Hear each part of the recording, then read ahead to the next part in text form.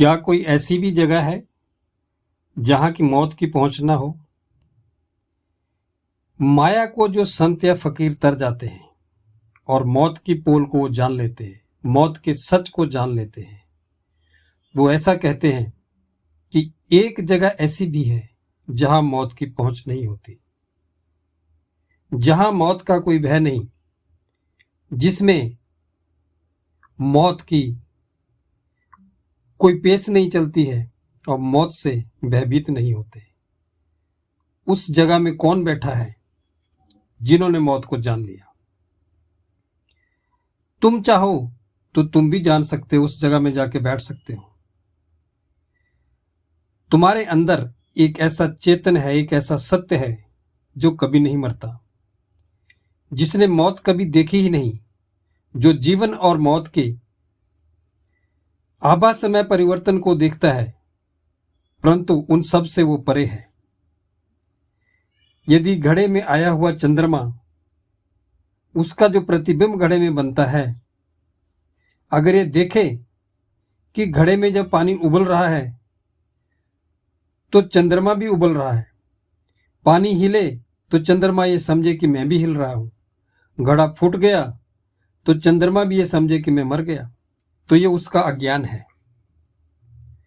परंतु उसको अगर ये पता चल जाए कि पानी के उबलने से, पानी के हिलने से, घड़े के टूटने से मुझे कोई फर्क नहीं पड़ता, क्योंकि चंद्रमा की तो बहुत दूर है और बहुत दूर से उसकी जो प्रतिबिंब है घड़े के अंदर है, उस प्रतिबिंब को कोई फर्क नहीं पड़ता। जो हजारों घड़ों में भी चमक रहा है, समुद्र में भी चमक रहा है, कितने ही घड़े टूट जाए, फूट जाए, परंतु चंद्रमा को कोई फर्क नहीं पड़ता। अगर चंद्रमा ये जान गया कि घड़े के टूटने फूटने से या घड़े के हिलने से मुझे कोई अंतर नहीं पड़ता, मैं इन सब से अलग हूं, तो वो कभी दुखी नहीं होगा। इसी प्रकार हम यदि अपने असंगपने को जान ले, अर्थात मैं शरीर मन बुद्धि नहीं बल्कि मैं तो आत्मा हूं, ये हम जान ले, तो फिर कितने ही देह रूपी घड़े बने या टूटे या बिखरे, कितनी ही सृष्टियां बने और उनका प्रलय हो जाए, हमको कोई भय नहीं होगा, क्योंकि आत्मा का स्वभाव है।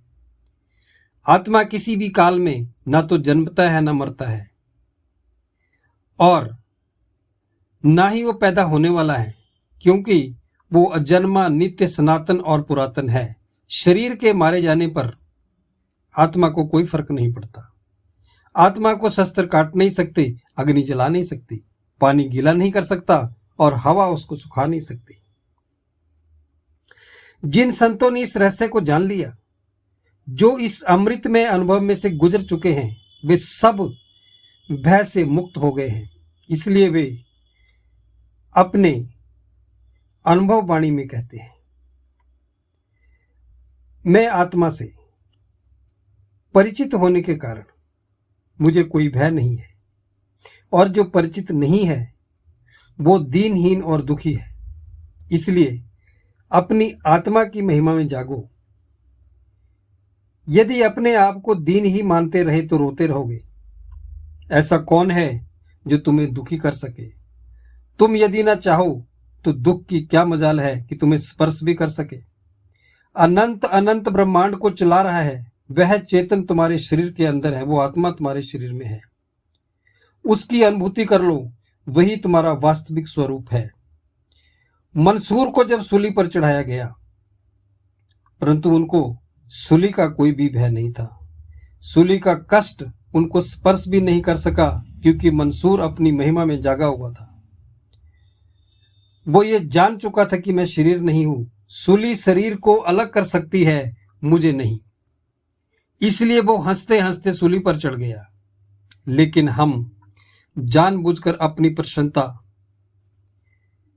किसी दूसरे के हाथ में दे देते हैं, अपने सुख दुख की चाबी किसी दूसरे के हाथ में सौंप देते हैं। कोई हमारे से थोड़ा सा हंसकर बात कर लेता है तो हम खुश हो जाते हैं, और जो कोई हमारे ऊपर थोड़ा सा हंस जाता है तो हम दुखी हो जाते हैं, प्रशंसा से फूल उठते हैं। क्योंकि अपने को हमने सीमित परिच्छिन्न शरीर या मन ही मान बैठे हैं। हम अपने वास्तविक स्वरूप, अपनी असीम महिमा को नहीं जानते।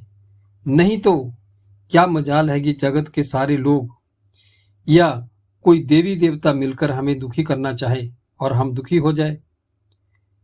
जब हम ही भीतर से सुख या दुख को स्वीकृति देते हैं, तभी सुख या दुख हमको प्रभावित करता है। सदैव हमेशा प्रसन्न रहना ईश्वर की सर्वोपरि भक्ति है। स्वामी राज तीर्थ ने कहा कि यदि कोई तुम्हारी प्रसन्नता छीनकर उसके बदले में तुमको स्वर्ग का फरिश्ता भी बनाना चाहे, तो उससे भी ठोकर मार देना। अपनी प्रसन्नता को मत बेचो। हम इस जीवन और मृत्यु का कई बार अनुभव कर चुके हैं। तुम्हारा ना तो जीवन है और ना ही मृत्यु है। तुम जीव नहीं, तुम शिव हो। तुम अमर हो, तुम अनंत अनादि सच्चिदानंद परमात्मा हो। यदि इस जन्म मरण के खेल से थक चुके हो, इनके खोखलेपन को जान चुके हो, इनके असारपने से परिचित हो चुके हो, तो किसी संत सानिध्य का लाभ लेकर फकीरी मौत को जान लो। फिर तुम्हें कोई दुख नहीं, कोई मृत्यु भयभीत नहीं कर सकेगी। फिर जिसे आना हो वो आए और जाना हो तो चला जाए। सुख आए तो आने दो, दुख आए तो आने दो। जो आएगा वो जाएगा। तुम दृष्टा बनकर देखते रहो। तुम अपनी महिमा में मस्त रहो, जाग जाओ। मौत से भी मौत का भय बदतर है। भय से ही सारे पाप पैदा होते हैं। भय ही मृत्यु है। हम अपने स्वरूप में जाग जाते हैं। उसके बाद हमसे जो भी प्रवृत्ति होती है वह आनंदमय होती है। संसार की कोई भी दुखपूर्ण घटना हमको दुखी नहीं कर सकती। फिर यह शरीर रहे या न रहे, हमारे आनंद में कोई अंतर नहीं पड़ता। उस आनंद स्वरूप अपने आत्मदेव को, अपनी आत्मा को जानना, यही जीवन का परम कर्तव्य है। परंतु इस परम कर्तव्य की ओर मनुष्य का ध्यान नहीं जाता और छोटी छोटी तुच्छ प्रवृत्तियों में ही अटका रहता है। हम कहीं यात्रा में निकलते हैं तो रास्ते के लिए टिफिन भरकर भोजन साथ ले लेते हैं। भोजन से भी अधिक महत्व पानी का है, परंतु उसके लिए सोच लेते हैं कि चलो पानी कहीं भर लेंगे, कहीं मिल जाएगा। घर से पानी लेकर चलने की हम चिंता नहीं करते। पानी से भी ज्यादा जरूरी हवा है और उसके बिना तो 1 मिनट भी नहीं चलता। फिर भी हवा का सिलेंडर भरकर हम साथ नहीं लेते, क्योंकि हम जानते हैं कि वह तो सब जगह है। इसलिए हवा के लिए हमें कोई चिंता नहीं करने की जरूरत नहीं पड़ती है। हवा से कम जरूरी पानी है और पानी से कम जरूरी भोजन है, और हम भोजन की ज्यादा चिंता करते हैं। उसी प्रकार अपने आनंद स्वरूप आत्मा में जागने के को परम कर्तव्य को छोड़ के कम महत्व के स्थूल शरीर के लालन पालन के लिए और उससे संबंधित व्यवहार को संभालने में ही हम लगे रहते हैं। शरीर असत, जड़ और दुख रूप है। उसको चलाने वाला सूक्ष्म भूतों से निर्मित सूक्ष्म शरीर है। उसको भी चेतन सत्ता देने वाला सत्य चित्त आनंद स्वरूप आत्मा है। इस आनंद स्वरूप आत्मा को असत, जड़, दुख रूप और मरण धर्मा समझकर जीवन भर मौत के भय से भयभीत बने रहते हैं। अनंत परमात्मा में ना तो कोई उन्नति होती है, न पतन होता है, न जन्म होता है, न मरण होता है। वहां तो सब एक रस है। हम ही मोहवश अपना संसार खड़ा कर लेते हैं और एक दूसरे के साथ संबंध बनाकर अपने को जानबूझकर बंधन में डाल लेते हैं। इन बंधनों से अगर मुक्ति हो जाए तो मृत्यु से भी मुक्ति है।